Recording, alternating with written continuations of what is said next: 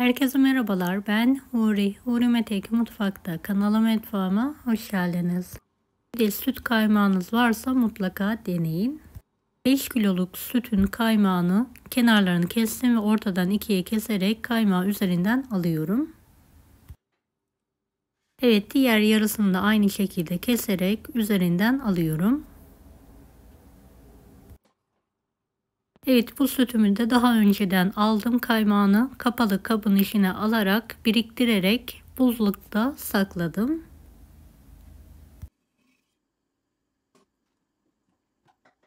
Evet, kenarlarını keserek elimle kaymağı topluyorum. Kalanları da süzerek saklama kabının içine alıyorum.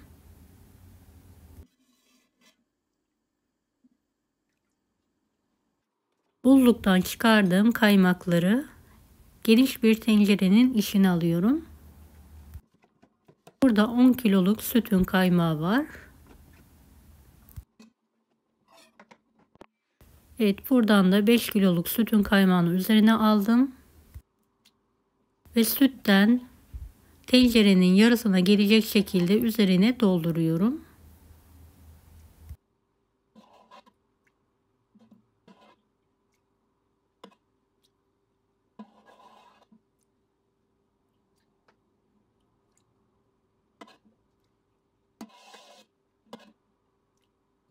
Evet, bu kadar süt yeterli olacaktır. Tenceremizi ocağın üzerine alalım ve yüksek ateşte sürekli karıştırarak kaymağımızı pişirelim.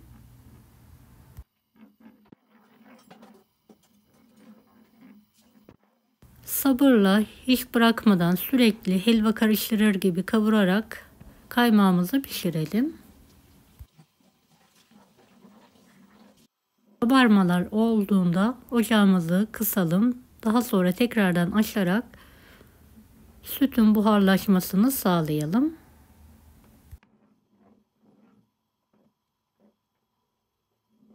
Beni hangi ülkeden veya şehirden izliyorsunuz merak ediyorum. Yoruma yazarsanız sevinirim.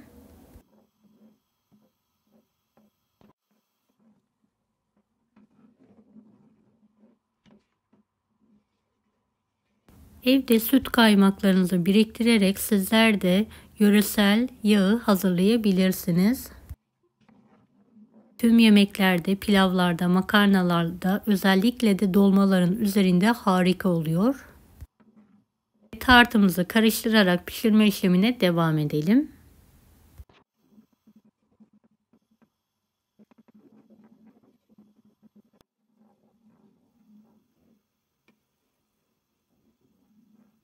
Evet, gördüğünüz gibi sütü bayağı buharlaşmaya başladı.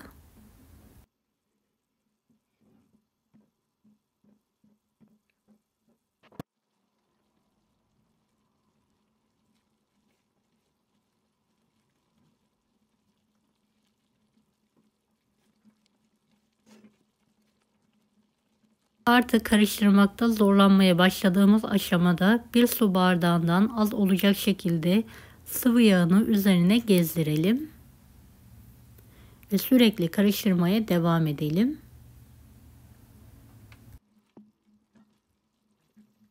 Elini tutturmadan kenarlarından ve dipten olacak şekilde sürekli karıştıralım.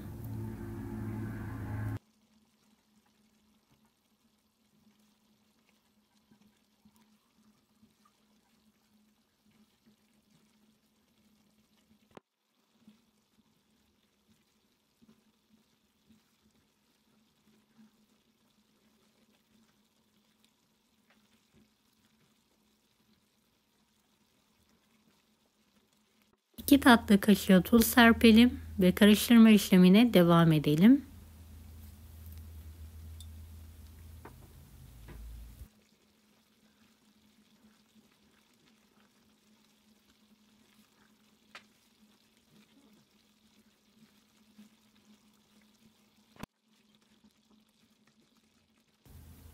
Evet, bu aşamadan sonra karıştırma işlemini hızlandırmamız lazım. Dibini tutturmadan karıştıralım.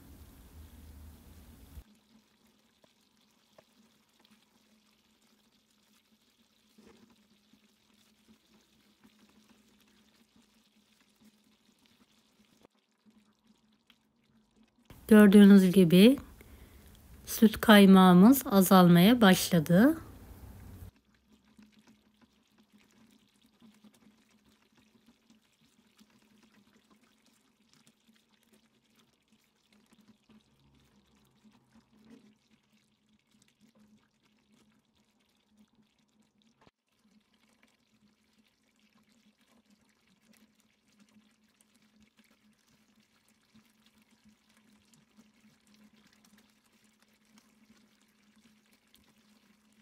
Rengi değişmeye başladı. Şu an tam istediğim kıvamda. Katılaşmadan hemen sıcakken kaseye alıyorum.